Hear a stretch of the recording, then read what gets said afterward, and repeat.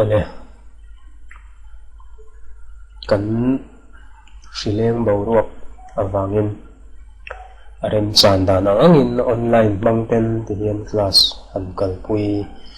chau nok nok kan tum do na nia chuan tun tuma hi chuan practical class angka nei ngal mai lovin engemaw kan hriat masak tur poimo then khat kan han soi lo manga kan subject nei hote amak put dan thin tele kan exam to thin dan kan mangte emo atiang hawaka maro chu engemaw chena soilok theilo thil awma ama kan ti thin dan angkan kan chun zom thei to kher lovin ruaman na dang kan ho tu te ayarin technical lamin ruaman na thar dangan ron nei don nge ti te khatiang ka soilok theilo engemaw chu ama kan an lo kalpui thin dan engemaw te kan han soi pa bokanga ti chuan kan zirlai atana poimo tur tlema zong akhu hon na ang taipin ka han soi thuak don ni chuan computer chu enge han in ti taila kan lo mer riat thin dan te tiang kha in ang vek kher lo theya kan chan dan in chen vek lo in ang vek kher lo the ni electronics computer aron chu atangin generation rang first second third fourth fifth na kan mek ta tiang khan a period te oma chumi le chumi in kara chuan first generation an manga chuta chuanin an chu tiang kha tiang chipset mang chuan ang chi kha tiang kha chau thia ta khang ho zong chip chi ta kan soi ron chuan hun te kan la rei lu tu kang ti lo ma chu wangin kan lu thuk lutuk lawanga electronics computer on chu ma atang point abeka santia tiang chi kha nge belle pai mathematics chiar ko kan ti thina te kan an lo mang na sa to thina ti chuan computer a hian chinga lom nga in an thenta super computer mainframe te kan tia mini computer te kan tia chuan laptop kan ti te chuan pc personal computer kan ti mai ang thin te atiang kan lom sang an thena computer tunlaya electronics computer ka han ti hi chu a khol bung sang khang ho ka han rem khom ka han vua pum khan ti khan entinan a monitor chau aniemo keyboard chau ang chi amal kha chuanin computer ka han ti chuan a full set thi kan rilruwa ti meng ti khan a lo lang lan mai thina khang ho zong in zom khom tel khom kha computer kan ti aka aron din chuak ani ta bera tun laya kan man thin ho ang ka han me bel don ka chuan kha computer khan laptop ani mo eng computer po lo ni se ama khan thil chini ta hardware le software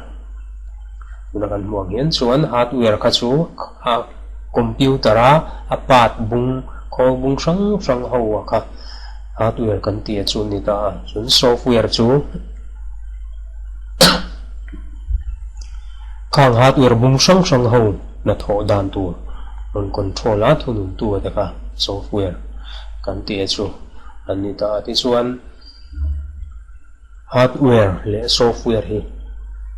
aya chip chiar zokin han lu chil le lek don ta ila hardware abu khol bung sang kan ti a hian na tho pung san nei an ni ta chu wangin na tho phung a zirin lom thuma ron thren le ta ni input le output le storage le input device kan ti hawa kha chu chung lam zonga na thok chi hawa kha keyboard a engki ma kan han me keu kan le ta a chung lama na zu thok ta khola tro ti khan kan monitor a khami kan me ina a function ang kan ti kan ron lang chuak thei ta ni yang khan chuan output kha chu input let ding thok kha ni me chuak zong pon lam zong na thok chi hawa ka thil kan print in ron chuak a speaker a train ri ron chuak chin ka tiang khan hal ho kha output chu an ni ta chon storage kha chu a chunga thil kan store kan da tha theina ang chi hawa ka an ni ta hemi computer nge a full set a bung sang ho ngor ba ka khan entinan memory card kan ti te pen drive kan ti ang chi te akai noi thil dang dang ate ko khan om chua the ni ti chuan storage device kan ti ho ha abi kin chi ni anom le ta ni chu ta hian read and write memory atia read only memory atita read and write le read only dang lam na chuan sei le don tai la read and write ta chuan tinan pen drive te achunga thil kan da theya entinan movie ani emo picture thalak ang chi te khatiang khan games te ni emo application engeng mo khatiang khan kan thil ti to sa te poniang file sang hang ho kha kan du chuan kan pai le the kan delete le theya kan ti ruak le chang chuan kan format vek thu tiang khan chuan at nuwa kan mamo thil dang da na han kan mang non le zel theya khang ang chi achunga kan thil da lu te kan pai le thei ang chi ho kha read and write memory aron ti achuni ta chuan read only hawa kha chuanin antinan disk cd dvd kan ti ang chi hawa kha pen drive te kha tianga kan da thei ang chi hawa kha kan da ve thei vek thawani amaro chu antinan a capacity a lenglo kan ti ang chi kha chu thu san ni ta se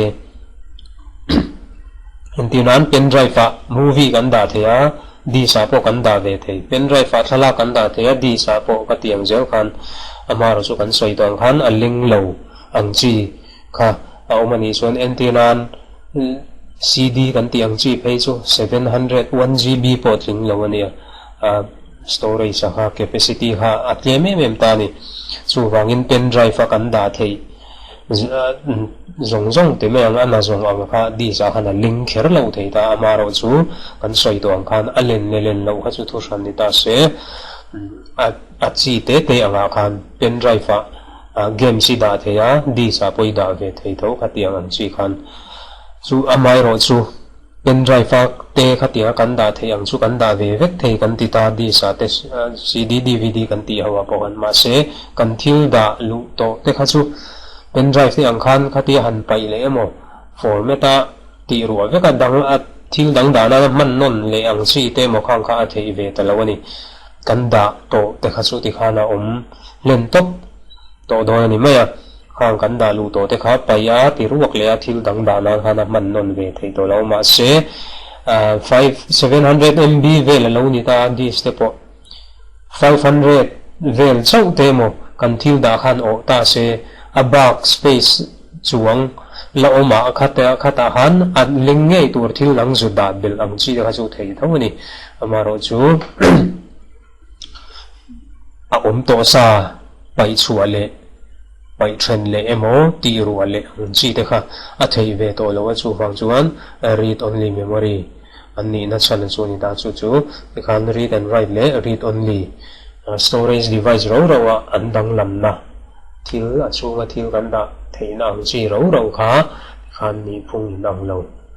nom le ti na ani ta ti chuanin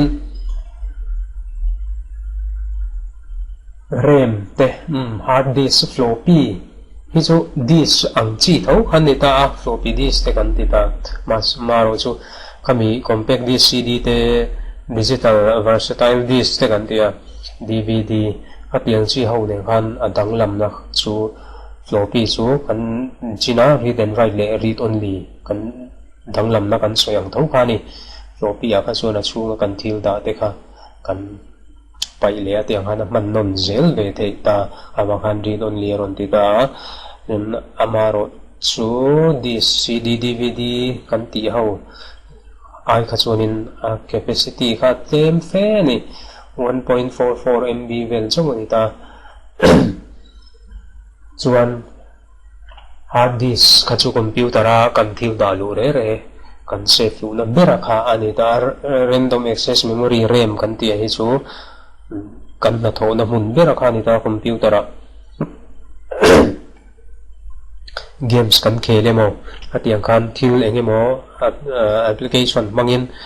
thili design emo I chu emo thui type lu te mo khatiang thil engpo computer a I khoi khan a rem chu nga tang zel ti na ni chu wang chuan arwalin application khatiang khan I lo mang kop deuh jong ba la play pa in game si lo khel te pon ni the khatiang khanin chi a khanin in RAM storage akha al len tok lo chuanin computer performance akha amwan pha the ni chu wang chuanin khang computer muang kan tiang chi te kha chen thei tu tam tak ma chung ji ga pakhat ang chau chu ni maya RAM wang ber RAM wang chau emo kha ni chuang lo ti na ni chuanin antinan room to dewa zim dewa na thoi chuan room zau emo tiang mun zau nuam tha dewa na tho te chu asot viau thei ti hana in sot le viau thei ni chu wang chuanin RAM kha kan computer a thil kan han ti re re khan an na tho na mun ber ni wang khan RAM storage akha a zau a len chuan na tho na tur mun space kan nei zawanga computer performance te kha tiang khan pangai takin kan mang bor thei don ti na ni a storage a zim a tlem chuan na tho na mun tur kan nei zim do na thil ti zung zung akha computer a I command pek zung zung ang khanin aron ti zung zung kher lo theya akha remina aron effect ve thei chu anita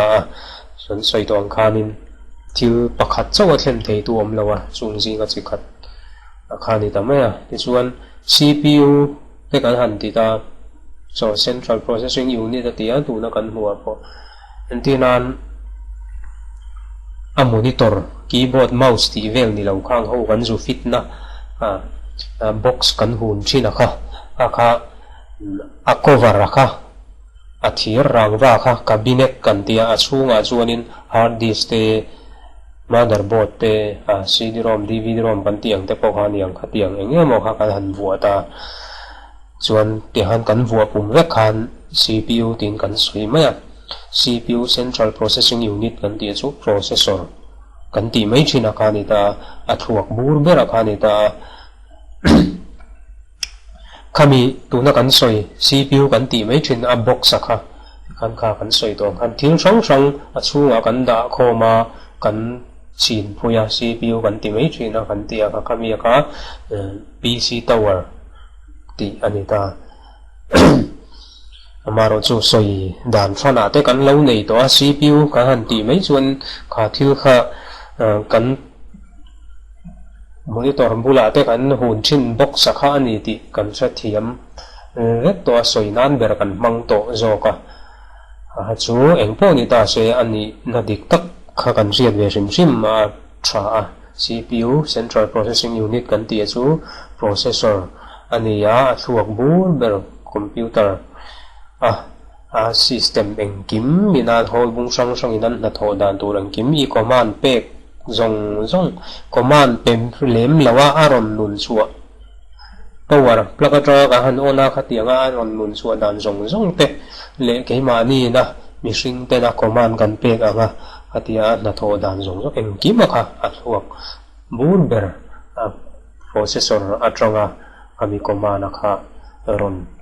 pek vek ani ta chu wang chuanin athuak bur ber ania ka ha CPU kan tia chu processor kha ani te chuan tu na kan hmuai hi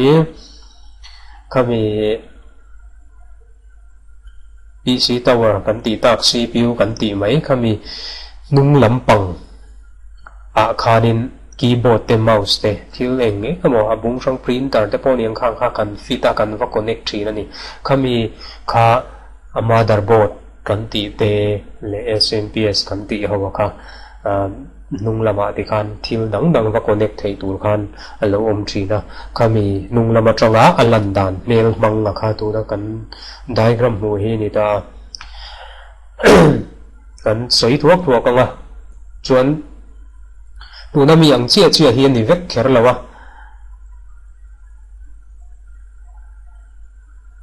a model a zirten a company zirten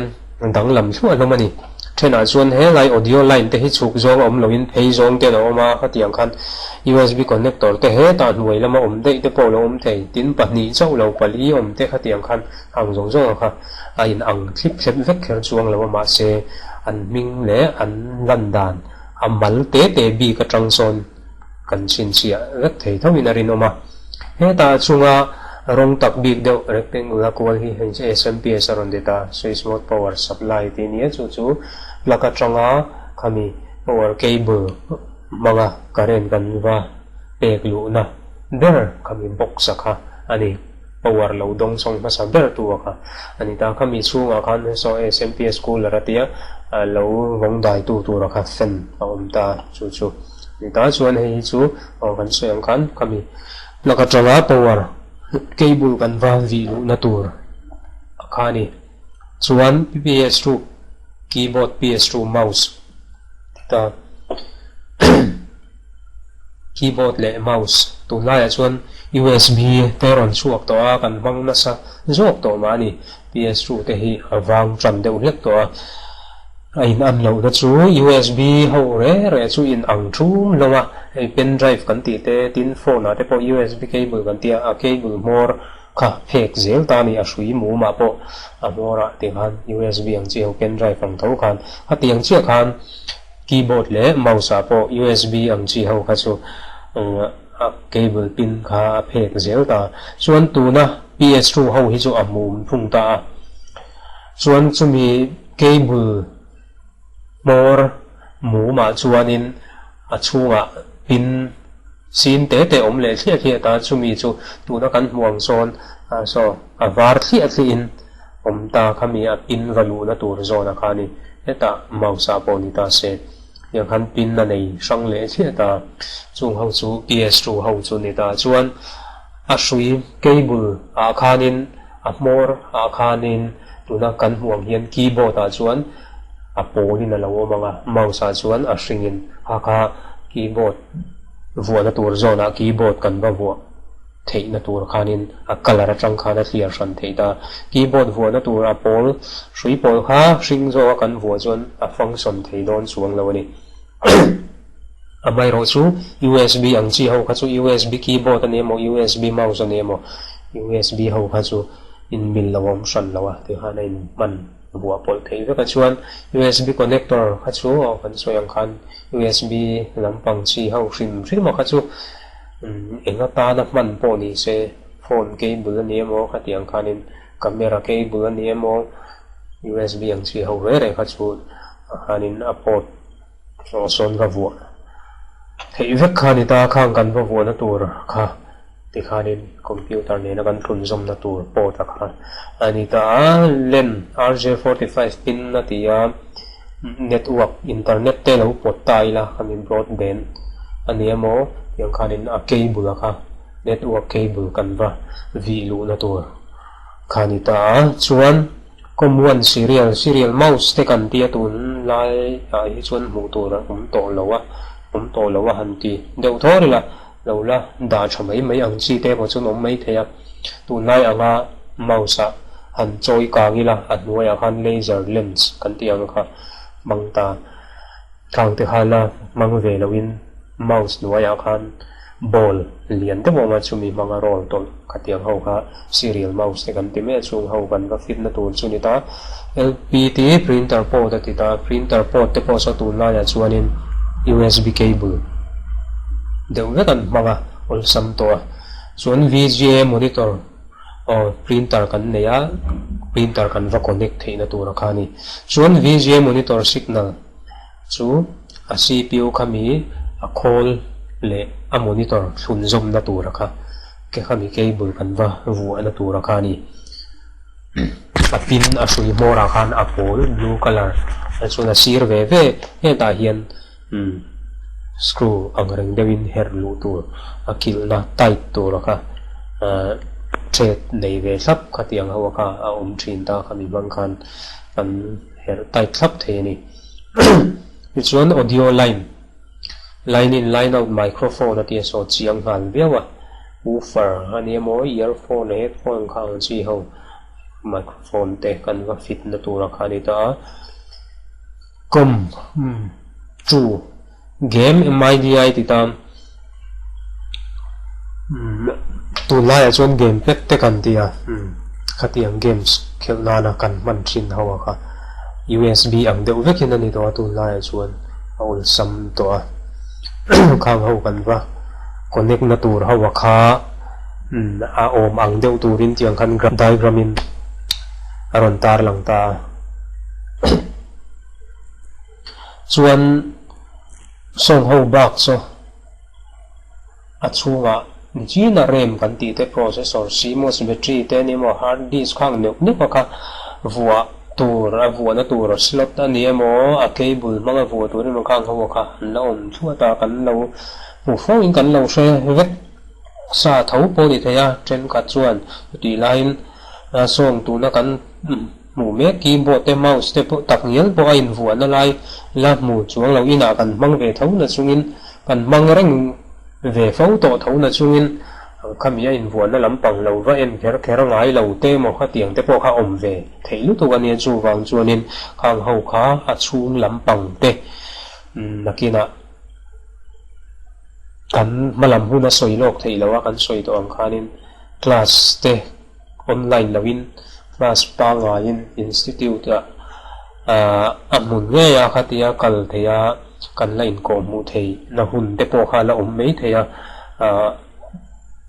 chung huna te chuan hun rem chang kan ne ni chuan kan na chiang zo ken kan la in ko mu nga kan bo ruak azirin tiang hun rem chang po kan nei lei thei ta lo ni po in video in ani mo athala picture am chi te na mo online mang te pon tiang khan kan la in shil fele thei tu ra ngai ta ina tu na chon khami chin awaka bung ro sang a ha tu yer lampang kai noi chuan ni ta khang awaka kan subject how tur kan soi thli anga 101 an te chu subject code anon pe a subject group kan nei don ani 101 a chuan fundamental of computer an tia chu subject chunga chuan tu nam kan soi tak chin ho code bung sang lampang ho kai noi ho ka 101 fundamental of computer subject ami tu chu ani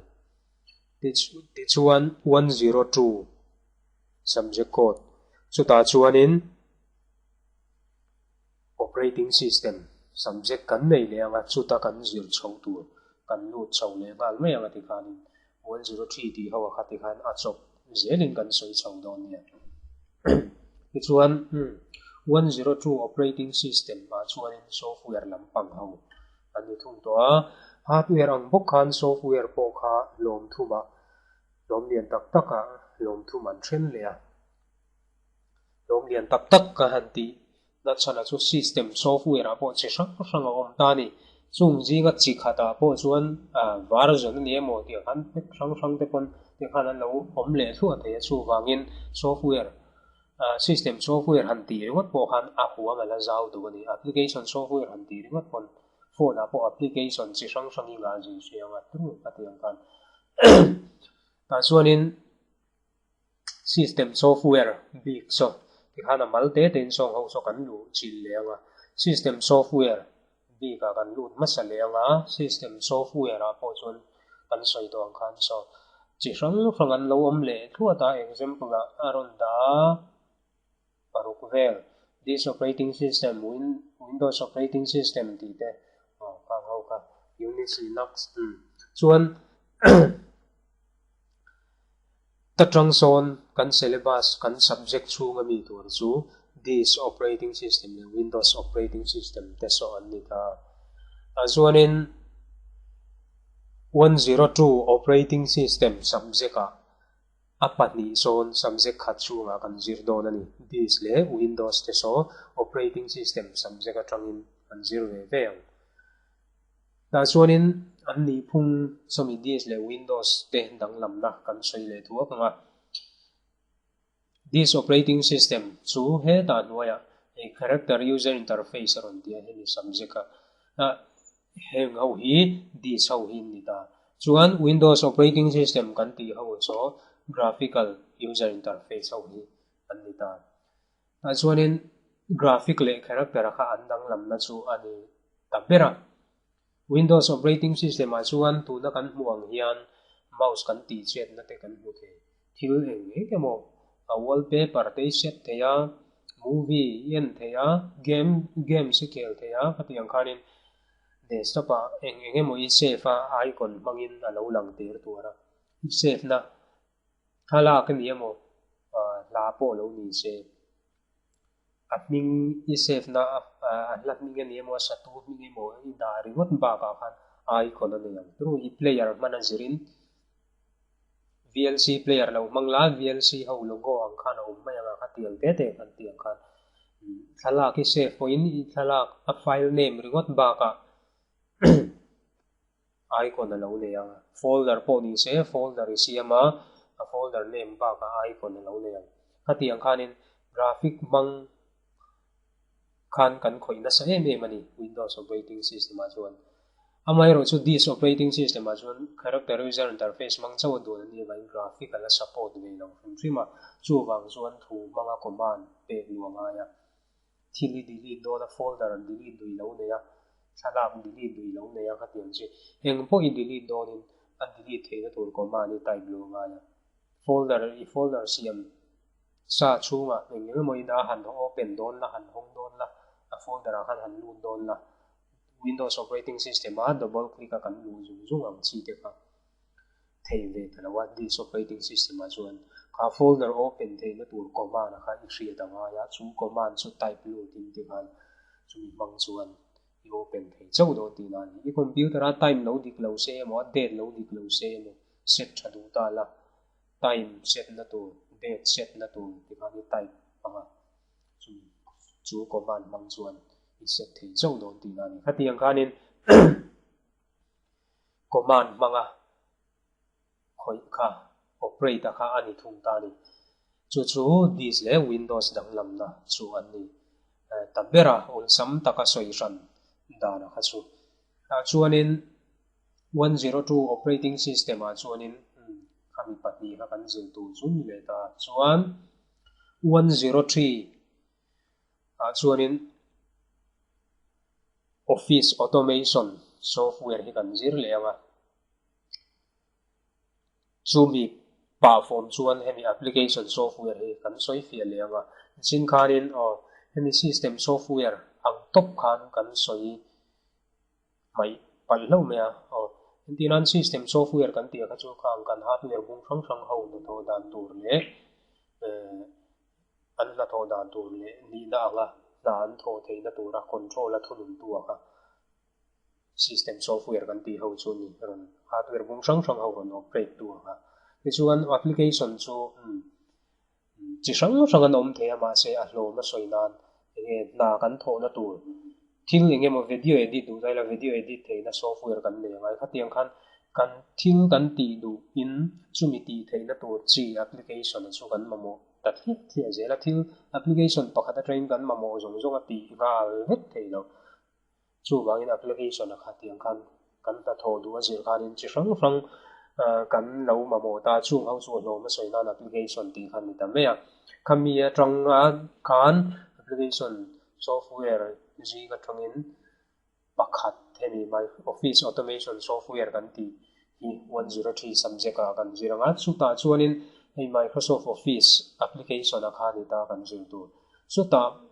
Microsoft Office application a po chun peng sang a le khua infopad OneNote ti te Word Microsoft Word kan ti te Excel te PowerPoint Access khatiang khan le khua ta chu ma tang chuanin Microsoft Office Word kan ti te Microsoft Office Excel kan ti te le Microsoft Office PowerPoint chung ho pathum te chu subject khat chunga kan zir do ni chung application ni phung sang a man na che sang te ho man da na ka practical in kan zir chawanga ti chuan 104 chuanin internet technology subject kan nei lenga chu ta chun tun la ya hei phone na tang te pon computer mang kher lo bo phone na tanga mun tanga kan khoi tam taka khani Google account siam Gmail account te kan tia khami account thar han siama chu mga email han thon chua vel ang chi ho ate ti chuan online shopping kan tiang chi te le browser kan honga Google alu tin kan thil mamo le du zong kan search TMM kan download TMM ti vel ang chi ho kha practical a kan syllabus ina huwa makha chu ni maya chu wangin thil thar na tuk om lo tu ra nga ila kan riat sa de thun tho kha ni ti chuan a dot le 105 a chun computer graphics kan ti chu ta chuan hemi Adobe Photoshop application hi kan zir le nga Adobe Photoshop chu eng atana man thingye ni enge kan ti ve ti ho kha practical kan zir chho le ti chuan ato bera 106 a chuan Adobe PageMaker a subject minga tan desktop publishing ti anianga chu subject a chuan Adobe PageMaker application man dan kan zir chho le don ni practical in khang ho kha kan subject tur ho chu ni ta ti chuan software chi thum ji nga khanin chi khat utility software kan lamba ba ka kha kan sei le wa ka utility software kan ti chu a repair na lampanga ta na kan man thin ho ka ni entinan computer a chia alan tia engtin nge om tiang ka tiang ani chuan hardware chu mi khami wang ani don chu chu tiang ani chuanin a software chu mi chu niang chu install thatanga yang ang chi kha tiang khanin hardware le software a oma wangin a hardware kha thavek ma se bungrua khol ho thavek ma se software a boina om chuan kan computer kan da satakin ati buai na har san na min chen the chung software a kan har sat na ang chi chingfel tu chuan software ve kan mamo screwdriver le nge mo ne na software va repair ngot the ni la no chu tiang bokin a hardware vo khoyemo lai lo chi ase software ma repair the ni chuang ta lawai chu ta chuan kan computer chu tiang hatiang chu lom kan ti atang khan a hardware nge a software wang ti kha poimo na sale phot chu ta chuan in software ani chuan khang software har sat na kan tong thin te solve thei tu chuan software ve kan mamo thina chu nga kan man thin ho chu utility software kan ti ho kha chu an ni ta so example a ron da the partition magic mdd recovery tools ti te note on this doctor ti nania hard disk a file chia a tam to empty te khang ho check na tur kha ni recovery tools su kan thil pai ti bau pal emo pai pal emo khatiang chi emo ti lui po ni se atua mamo le ani emo zia chuan kan thil delete to ang chi te khang ho an recover le thei na tur kha ni ta zonga zain a mu vek chuang lawa a rei to le to lawa zir te pon tiang khanin kan duanga kha himpial thapial la le thei to lawa kha ve thei thawani partition magic kan ti chu kan hard disk partition rang in drive rang kan chen thin ain ang vek chu lo chen in drive pani te thena pathum te pani chok te khatiang khanin khang ho kha atirin engma partition om sa lo ta in thar kan sa room om sa got lo kan duangin room kan chenna kan pingdang chop thin khatiang chi khan hard disk sa ko chu wangin khatianga partition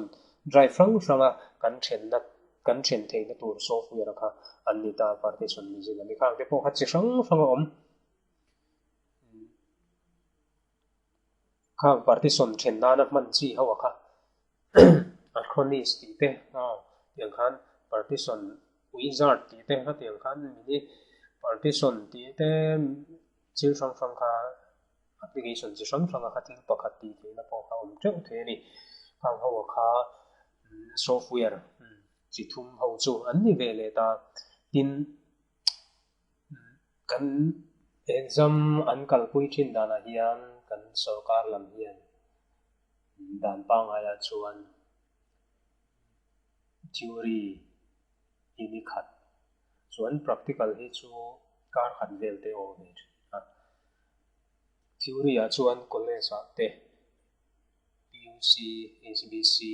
ISOS le ISO note je tan kima ti vel ho te an manga te khanin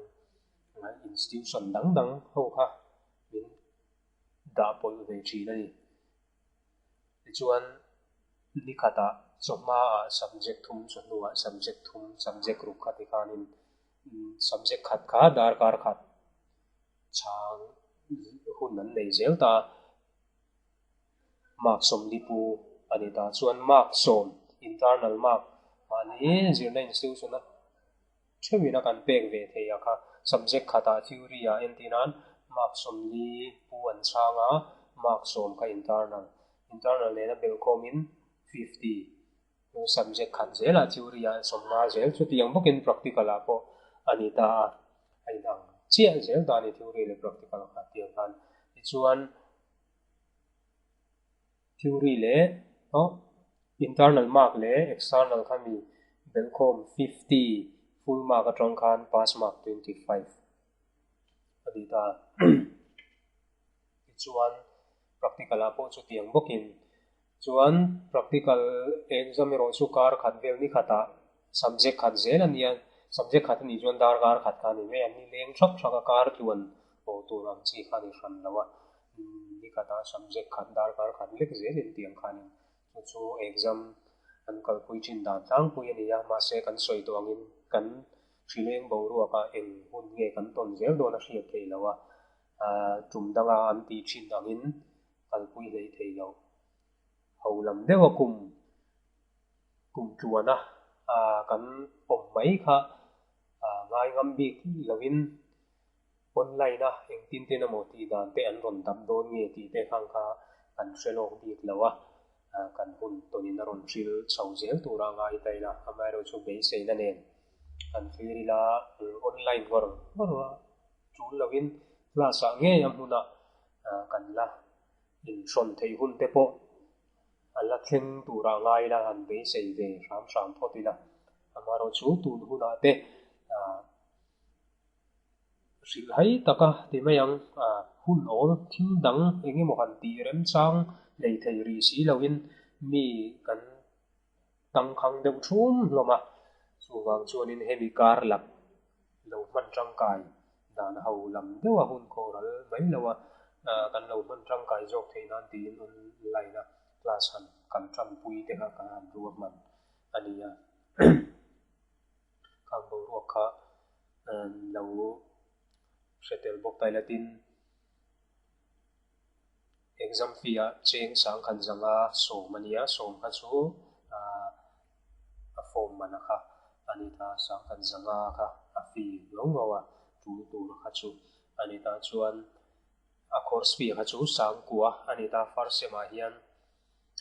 exam main sang kuwa kha clear man tu thatin chu ti za chuan ka pewang thani tum ni pe ka tum ka da ka pe zo ve ka emo kha in rem chan ta na angin installment